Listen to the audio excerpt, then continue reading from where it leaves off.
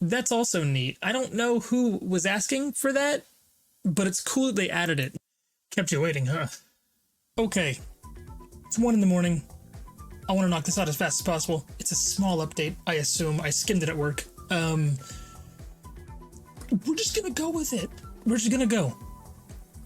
So the recap on the crafting overhaul. It's coming. That's all I got.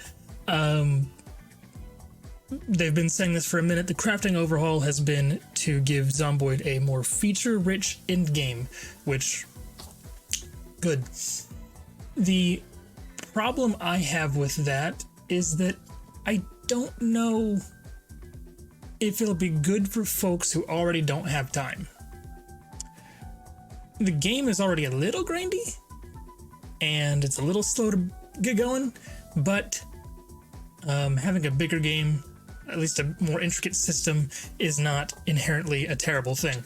This right here, to provide a way for the servers to be able to run indefinitely without the need to wipe or respawn loot, I like that a lot. The more history that can be made in these servers, the better, especially for a community. That's just... duh. They're stating the present gameplay loop relies so much on looting the map for items that servers run into problems when most urban locations are looted. And yeah, we ran into that on my server while it was still up, and oh boy. When you've got folks who, if I had the ability to just be a gremlin and no life the game, that map is done. That map is gone, and then what? In the current game, we rely on mods to keep it going, but in future updates, hopefully, we will do away with the whole wiping and the whole respawn loot and whatever. And I think right now, respawn loot is kind of a conceit we have for just, it's a video game, it has to continue somehow, but for the time being, that conceit is a necessity. The goal is that it doesn't need to be. And as far as that goes, the fewer conceits that you make on that front, typically the better, I think. Right here. This one, right, this little funny bit right here. Believable post-apocalypse professions that would emerge in a post-technical, post-apocalyptic society. I like the idea of going so far forward that we go back. So like blacksmiths and fletchers and whatnot. Beautiful idea. I think it puts the game in a very specific niche where it goes from being a post-apocalypse game to a post-apocalypse almost sword and sorcery, minus the sorcery. I think they call that sword and sandal. I see that on Netflix sometimes, and that confuses the hell out of me. Regardless, retiring these like fitness instructor and fireman professions 30 years after the apocalypse, I don't even know if a server has made it 30 years past the initial apocalypse. I don't know if a server's made it 5 years. But I am so intrigued to see how they handle multi-craft stations and multi-tile crafting stations and these, like, you hand products off to other NPCs or other players to get an item finished, to get something out the door, so to speak. I think, to me, that sounds really unique and really interesting. I've not seen that in a game, sort of. Not in this way, anyway. As far as I gathered from this, from what I read anyway, it's not really much. That being said, this is where I got to. This is new to me now. And we've got what? Got a ways to go. Okay, so I'm going to read this and then have my thoughts. This method of building the tech tree from the bottom up while still having that upper tier, very modern, in this case, modern forge, a modern furnace. In terms of longevity, I like that. And in terms of, like, again, going back to that sword and sandal, I'm going to say that, but I hate the term. Don't. It doesn't. I like sword and sorcery. That's where it's good. That's where it's peak. That's my final word on that. But this almost harkening back to sword and sorcery stuff where it's medieval and it's kind of rudimentary. I cannot get enough of that. I genuinely can't. And these tiles, this texture work is prime. I love these so much. They state that, of course, there's going to be modern equivalents of these workstations available, and you can exploit those. That'll be fun. I imagine they'll lock that off with the electricity grid. Once the electricity goes down, I imagine that stuff is off the table. Maybe not the forge so much. I don't know what they mean by a forge in modern times. I'm not a welder. I'm not a blacksmith. And here we are, what I was talking about, the medieval section. This is apparently using stone masonry, which I assume is a skill that's being added. They're adding so many skills in B43. I will have my work cut out for me if I make more guides. That is all I got on that.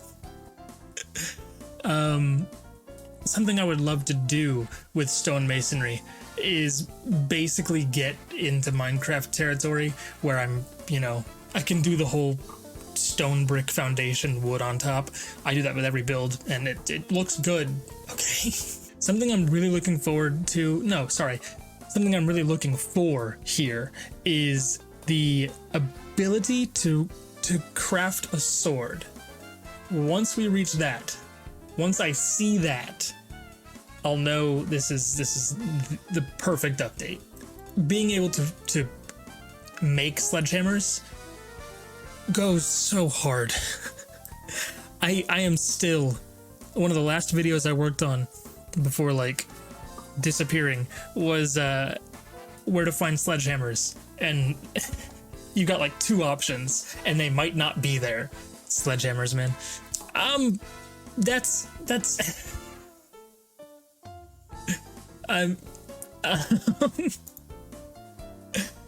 in this area for steel production, we need to make coke produced from charcoal. I think they mean, do they not mean coal? Because it keeps happening. Is this a British thing I don't know about? I'm going to assume they meant coal. Because I don't know what coke could be. I don't know, man. I'm not going to say I spoke it into existence, but I mean, they literally mention it right here. Options for building, and there's animations and stuff, and, polish missing, but that's fine. I'm okay with this. As far as I'm understanding that kiln, are you using coke products to heat that kiln? Are they going to place a tile? Oh! You can't do that in the game right now, can you? That goes hard. That goes really hard, actually. Ooh, if I can get that in gray.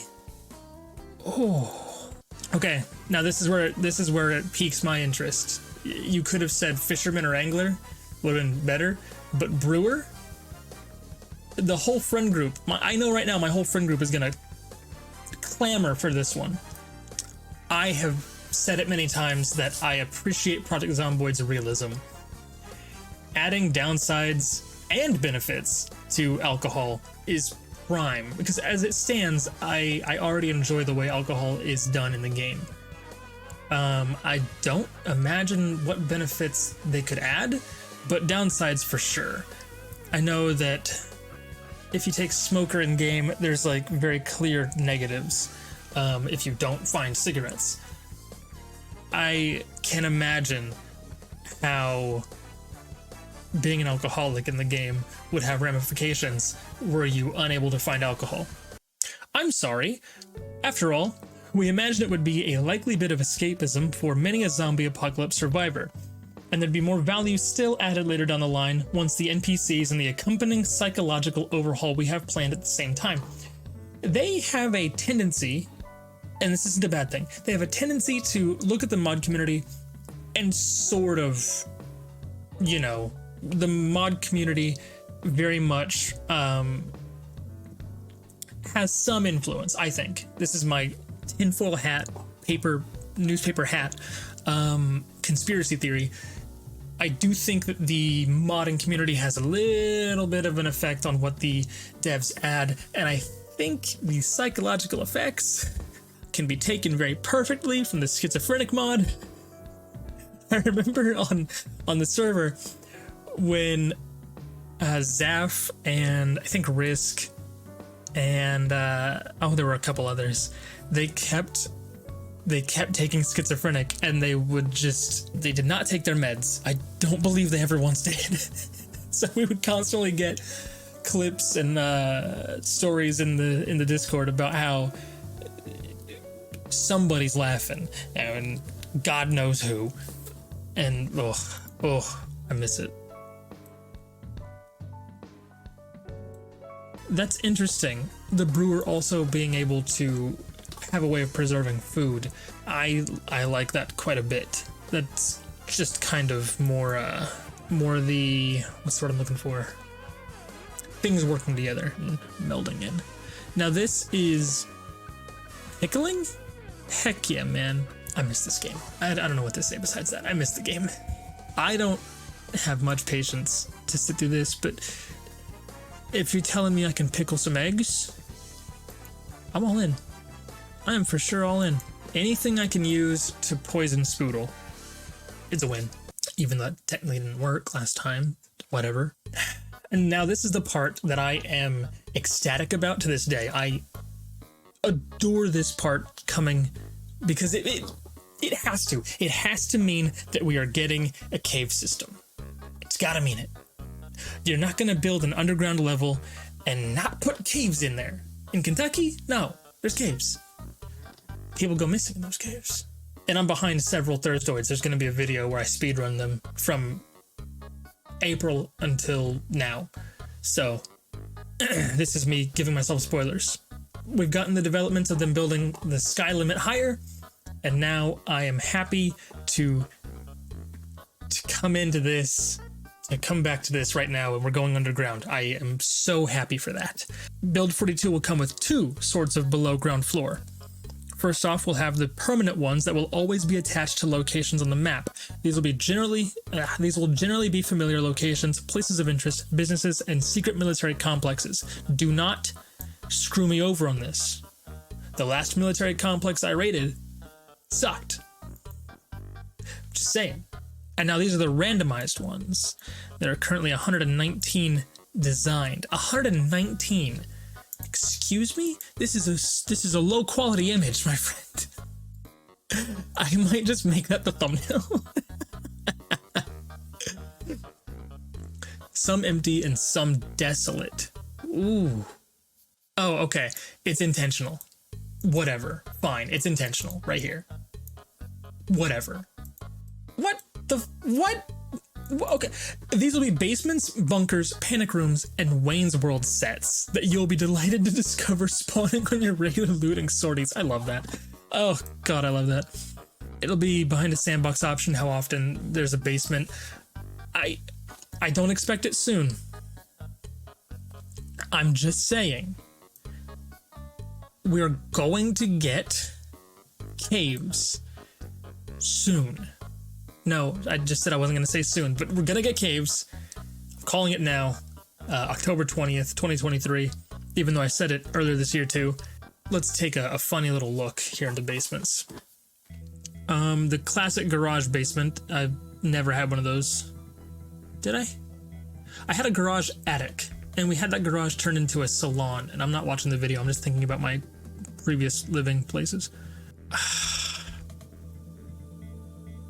Oh man, I didn't think I'd be getting excited at tiles and pixels, and what is that?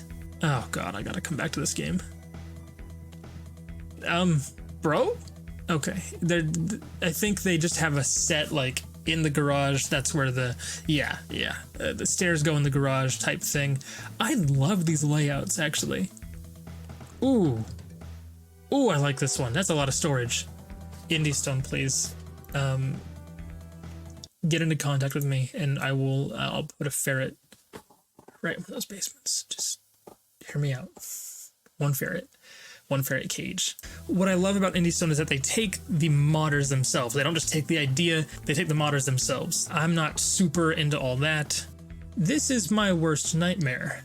Imagine spawning in one. Imagine spawning in a home that's already desolate, and to make matters worse, imagine spawning in a home that's already looted and the house alarm goes off. I don't know if that can happen, but I have heard a couple times, a very few stories, where somebody has loaded into the game, and died immediately, and that's why they didn't like stick with the game. I don't know if they know what a sorry, I've been playing D&D, so I was about to say a new character sheet meant that's my bad. Looted homes, I'm kind of yeah. Okay, fun new items. The military man pack radio. Okay, can I get a new metal station? Oh, sick. Dude, okay, we've got hydration packs you can wear now. We're a step closer to being, I think his name is Todd from Jury Duty. God, that show's so good. If you haven't watched Jury Duty yet, go watch it. Good show. Top tier. The guy from Sonic is in there. Okay. Addendum to my farming guide, where I said it was just gardening. It is. It still is. Backpack sprayers that are fluid containers. Fixed farming for me. That's just... I have despised maintaining a garden, essentially, just to have a couple crops, and this is beautiful. It's perfect. The sound team hit an impressive milestone the other week with them hitting the total of 50 music tracks that have been rewritten so that they work within 42's new and awesome dynamic music system. I already love the game's music, and I would love to get those stems for no reason. I promise. Give them to me.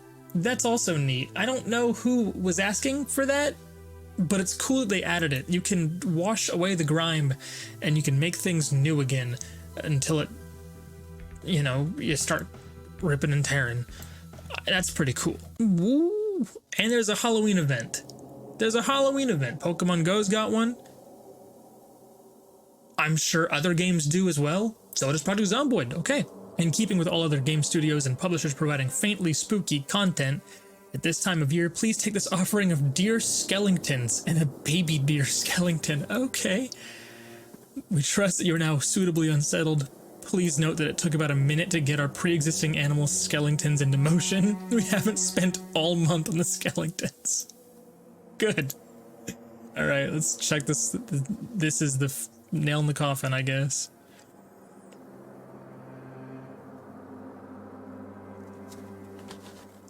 IndieStone. Make this a sandbox option. In fact, I would say make it a sandbox option for, every animal and some zombies. I think that would go kind of hard. That's just me, though. That's me being a little bit greedy. This is perfect. This is beautiful. Even. And this is the first time I'm seeing animals animated in Project Zomboid. And there's something inside me that is just content and happy. And I think that's a good note to end on for this. That being said, I am behind like 6 or 7 Thursdoids. I'm just gonna wrap it all up into one video. Just speed round it. Be fine with it. Not a lot for me to say here, just kind of reiterating what they already did, and my thoughts on sword and sorcery and ferrets as per usual. That is all I've got, I believe. I'll probably end it way before this part. I made an Audible ad. I recorded it, and they declined my application because I haven't posted in 5 months. Oops.